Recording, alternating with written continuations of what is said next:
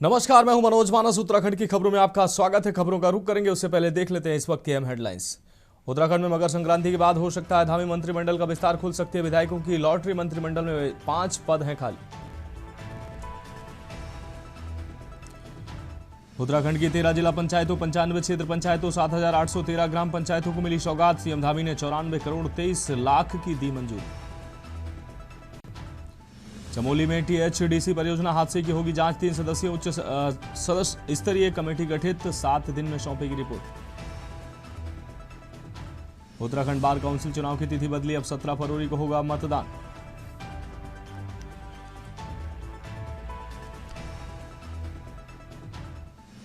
कड़ाके की ठंड में जमीन पर बैठकर नहीं पढ़ेंगे बच्चे। नैनीताल के 39 विद्यालयों को फर्नीचर देने का आदेश जारी। और नए साल के स्वागत को उत्तराखंड में खूब टकराए जाम। जस्ट में गटक लिए 225 करोड़ रुपए की शराब। आप देख रहे हैं के न्यूज़, खबरों का सारथी। और अब खबरें विस्तार से। खबर पड़ी गढ़वाल से है, जहां जिलाधिकारी स्वाति एस भदौरिया ने जनपद मुख्यालय में स्थित बालिका एवं बालक अंबेडकर छात्रावास का निरीक्षण कर व्यवस्थाओं का गहन जायजा लिया है। निरीक्षण के दौरान उन्होंने छात्रावासों में रह रहे विद्यार्थियों के स्वास्थ्य, भोजन एवं मूलभूत सुविधाओं से जुड़ी व्यवस्थाओं को प्राथमिकता से दुरुस्त करने के निर्देश दिए। औचक निरीक्षण में जिलाधिकारी ने जिला समाज कल्याण अधिकारी रोहित दुबड़िया को निर्देशित किया कि दोनों छात्रावासों में माह में कम से कम एक बार चिकित्सकों द्वारा नियमित स्वास्थ्य परीक्षण कराया जाए।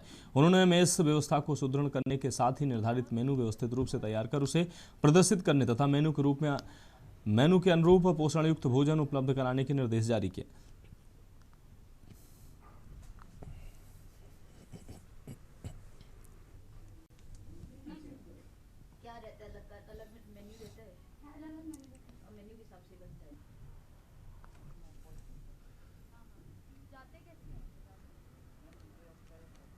आज यहाँ पे जो हमारे समाज कल्याण विभाग द्वारा संचालित बालक छात्रावास तथा बालिका छात्रावास, उसका निरीक्षण किया गया और साथ में उसमें जो जनरल मेंटेनेंस थी वो सही पाई गई और साथ में कुछ और एडिशनल जो बच्चों से भी बात की गई और उनकी कुछ रिक्वायरमेंट्स थी, जैसे यहाँ पे बुक्स के लिए उन्होंने करा तो उसकी लिस्ट भी हम लोगों ने उनसे मांग रखी है और साथ में कुछ स्पोर्टिंग इक्विपमेंट्स भी इनको प्रोवाइड करने के लिए यहाँ पे कहा गया है।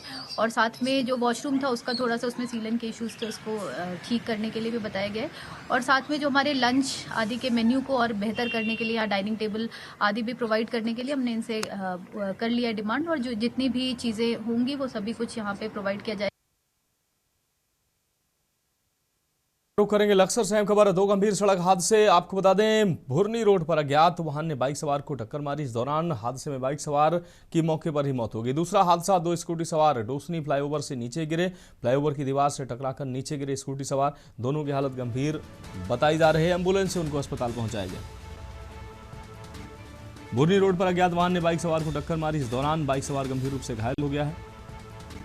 आपको बता दें, बाइक सवार की मौके पर ही मौत हो गई है, जबकि दूसरा हादसा, 2 स्कूटी सवार डोसनी फ्लाईओवर से नीचे गिरे, दोनों की हालत गंभीर बताई जा रही है। दोनों को एम्बुलेंस के माध्यम से अस्पताल पहुंचाया गया है। तो ये 2 हादसे सामने आए, जिसमें एक हादसे में एक व्यक्ति की मौत हुई है, बाइक सवार व्यक्ति की मौत हुई है, जबकि दूसरा हादसा स्कूटी सवार डोसनी फ्लाईओवर से गिरे हैं, जिसमें दोनों की हालत गंभीर बताई जा रही है। फिलहाल एम्बुलेंस से उनको अस्पताल पहुंचाया गया, जहां इलाज जारी है।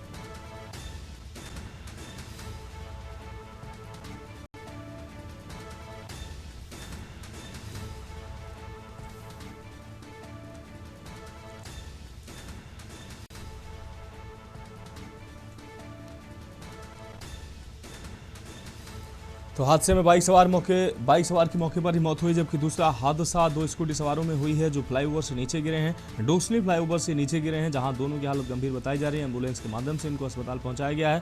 तो दो हादसे हुए जिसमें एक व्यक्ति की मौत हुई है एक हादसे में, जबकि दूसरे हादसे में दो स्कूटी सवार गंभीर रूप से घायल हैं जिन्हें अस्पताल पहुंचाया गया है। दोनों की हालत गंभीर बताई जा रही है।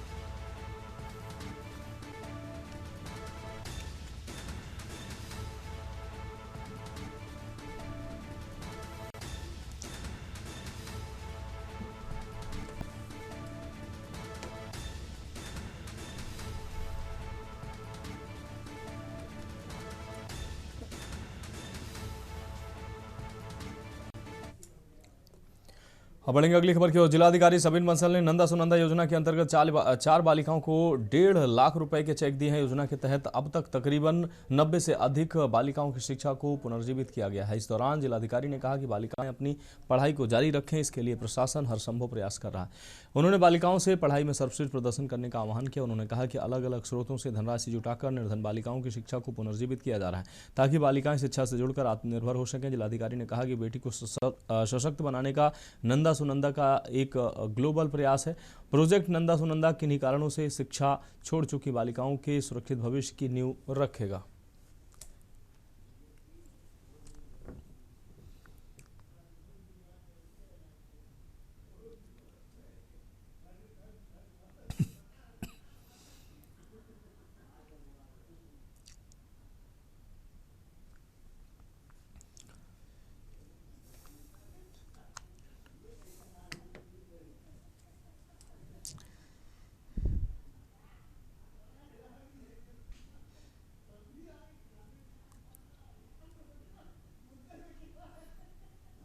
जो बालिकाएं हैं जिनके घर में कोई इकोनॉमिक ट्रेजेडीज़ हो गई, हार्डशिप से जो जूझ रही हैं, किसी के फादर नहीं रहे या किसी के पेरेंट्स पैरालाइज्ड हैं, किसी के आईसीयू में भर्ती हैं और इकोनॉमिक कंडीशन काफ़ी ख़राब है, पर इन बच्चों की उस वजह से पढ़ाई छूटने की कगार पर थी। तो जो स्कीम का उद्देश्य है कि हमारी रियल लाइफ की जो नंदा सुनंदा देवियाँ हैं वो ऐसी बालिकाएं हैं, और आज ये उचित समझा गया कि जो हमारा नया वर्ष है उसको ऐसी बालिकाओं को सुदृढ़ करके, सशक्त करके शुरू किया जाए। बढ़ेंगे अगली खबर की ओर। देहरादून में जिलाधिकारी देहरादून के निर्देशों एवं अपर जिलाधिकारी वित्त एवं राजस्व के मार्गदर्शन में 1 जनवरी को लक्ष्मण इंटर कॉलेज देहरादून में आपदा प्रबंधन से संबंधित जागरूकता एवं प्रशिक्षण कार्यक्रम का आयोजन किया गया। कार्यक्रम के अंतर्गत एनएसएस के 50 स्वयंसेवी विद्यार्थियों को भूकंप, बाढ़, भूस्खलन, अग्निकांड, वज्रपात और प्राथमिक उपचार, आपातकालीन प्रतिक्रिया एवं सुरक्षित निकासी से जुड़ी सैद्धांतिक व व्यवहारिक जानकारी दी गई। जनपद आपदा प्रबंधन प्राधिकरण के मास्टर ट्रेनरों ने विद्यार्थियों को आपदा प्रबंधन के समय सुरक्षा उपायों के प्रति जागरूक किया। कार्यक्रम का उद्देश्य विद्यार्थियों में आपदा के प्रति सजगता एवं आपात स्थितियों से निपटने की क्षमता विकसित करना रहा।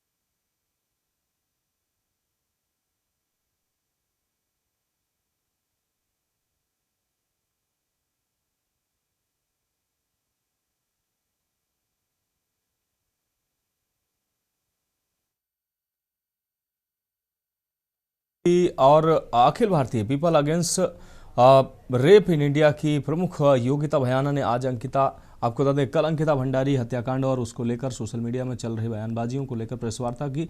इस दौरान उन्होंने अंकिता भंडारी हत्याकांड में हाल ही में उर्मिला सनावर की पोस्टों का जिक्र करते हुए कहा कि उनके द्वारा जारी ऑडियो की जांच की जानी चाहिए। साथ ही उन्होंने विधायक रेणु बिष्ट व अन्य आरोपियों की भी गिरफ्तारी की मांग की है। इसके साथ ही उन्होंने अंकिता भंडारी हत्याकांड में सीबीआई जांच की मांग की है और कहा कि इसमें भी तय समय के अंदर जांच होना सुनिश्चित किया जाए जिससे उत्तराखंड की बेटी को पूरा न्याय मिल सके।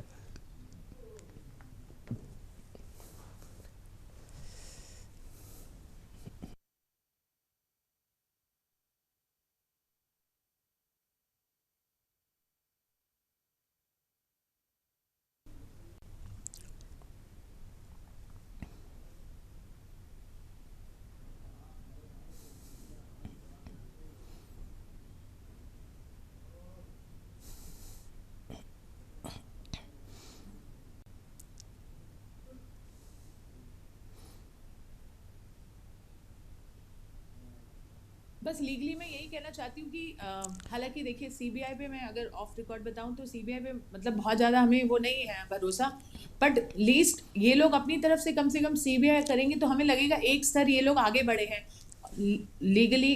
तो अभी ये कोर्स चलेगा, बट ये उसको टाइम बाउंड दृष्टि से अगर ये कर दें, 2 साल तो इन्होंने लगा दिए लोअर कोर्ट में, इसको सुप्रीम कोर्ट के एक जज के निरीक्षण में अगर ये जल्द से जल्द एक टाइम बाउंड कमिटमेंट कर दें तो मुझे लगता है उससे बड़ा इसमें अचीवमेंट नहीं होगा, क्योंकि ऐसे तो सालों साल चलेंगे। हमारे छावला गैंग रेप केस में भी 10 साल के बाद उन्होंने एक्विटल दे दिया। फिलहाल खबरों में वक्त एक ब्रेक का, जल्द हाजिर होंगे।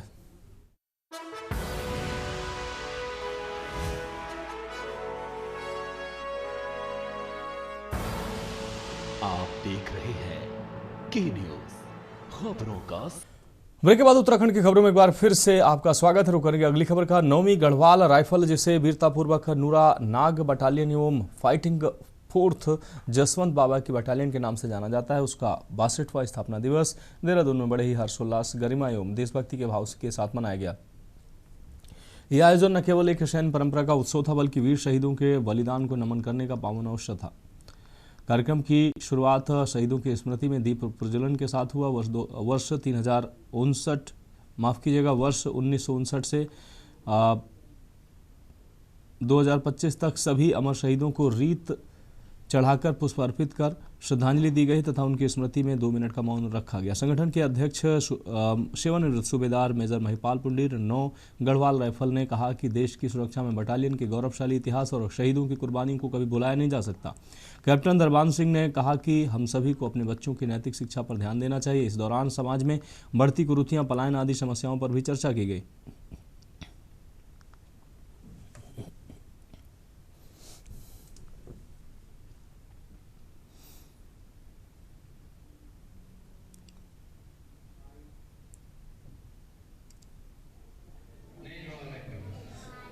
धन्यवाद करता हूं अपने पत्रकार बंधुओं का। मैं नोबल 9 गढ़वाल का अध्यक्ष हूं और अध्यक्ष होने के नाते मेरी पलटन का आज जो है 62वां स्थापना दिवस यहां पर मनाया गया है।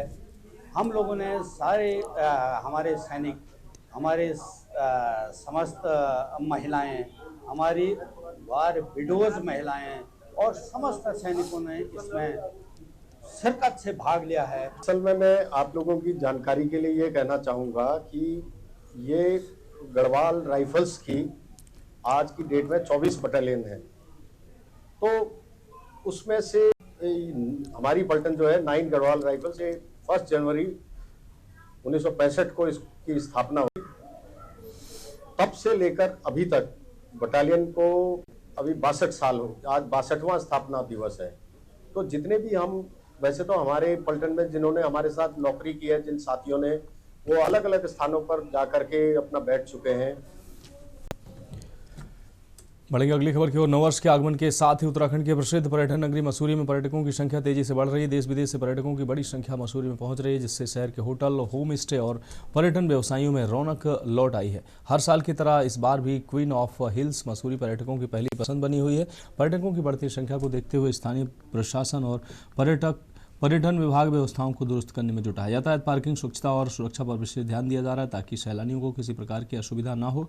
ठंड के मौसम में बर्फबारी की संभावना के चलते भी मसूरी पर्यटकों के आकर्षण का केंद्र बनी हुई है। मसूरी से विधायक एवं राज्य सरकार में कैबिनेट मंत्री गणेश जोशी ने कहा कि मसूरी को और अधिक आकर्षक बनाने तथा पर्यटकों की सुविधाओं को बेहतर करने के लिए सरकार कई योजनाओं पर काम कर रही है। उन्होंने बताया कि बुनियादी ढांचे के विकास, पर्यटन स्थलों सुंदरीकरण और यातायात व्यवस्था में सुधार की दिशा में निरंतर प्रयास किया जा रहा है। आने वाले समय में इन योजनाओं का लाभ मसूरी आने वाले पर्यटकों को मिलेगा, जिससे पर्यटन को और बढ़ाएगा।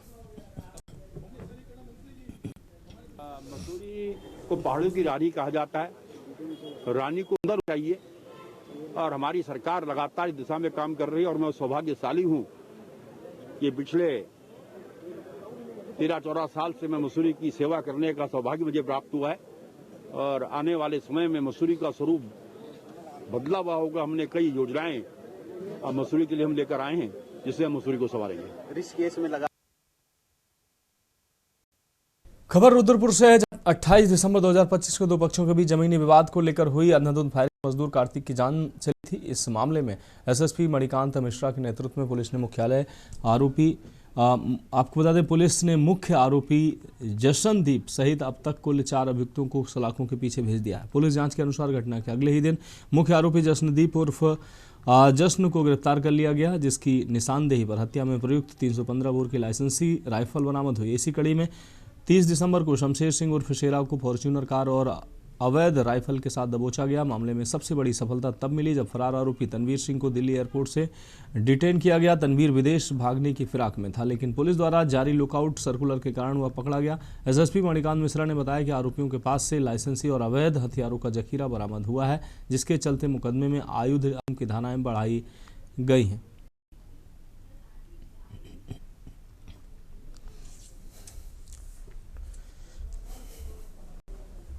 दिनांक 28 दिसंबर को कोतवाली रुद्रपुर क्षेत्र के प्रीत बिहार फाजलपुर मोहरौला में जमीनी विवाद को लेकर दो पक्षों के बीच फायरिंग की एक गंभीर घटना सामने आई थी, जिसमें गोली लगने के कारण एक मजदूर कार्तिक की मृत्यु हो गई थी।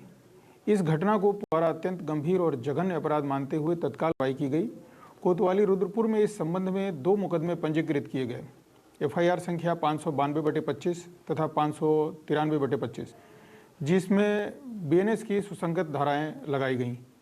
घटना के तुरंत बाद विशेष पुलिस टीमों का गठन किया गया। पुलिस टीम ने मैनुअल पोलिंग, तकनीकी विश्लेषण और सीसीटीवी फुटेज के आधार पर सघन अभियान चलाया।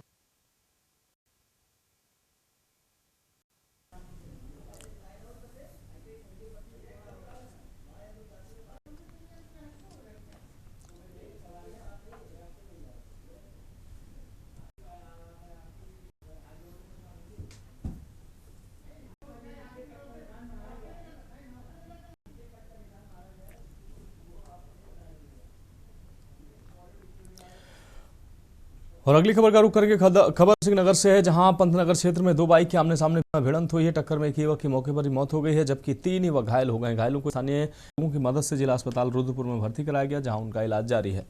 सड़क हादसे की सूचना मिलने के बाद भाजपा के पूर्व विधायक राजेश शुक्ला जिला अस्पताल पहुंचे, जहां उन्होंने मृतक के परिजनों से मुलाकात कर ढांढस बंधाते हुए कहा कि पंतनगर क्षेत्र में हुए भीषण हादसे में भाजपा के अल्पसंख्यक मोर्चे के पूर्व जिला मंत्री निसार अहमद के पुत्र इमरान की मौत हो गई, जबकि 3 लोग घायल हो गए हैं। उन्होंने कहा कि चारों युवक पंतनगर और हल्दी क्षेत्र के रहने वाले हैं।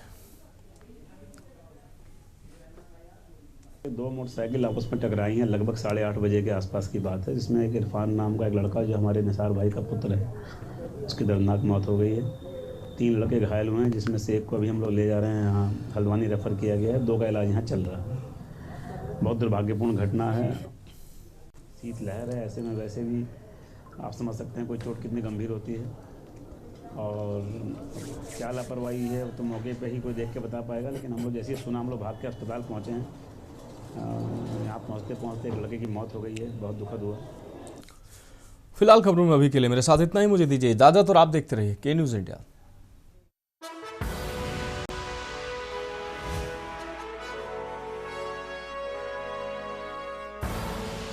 आप देख रहे हैं के न्यूज, खबरों का सारथी।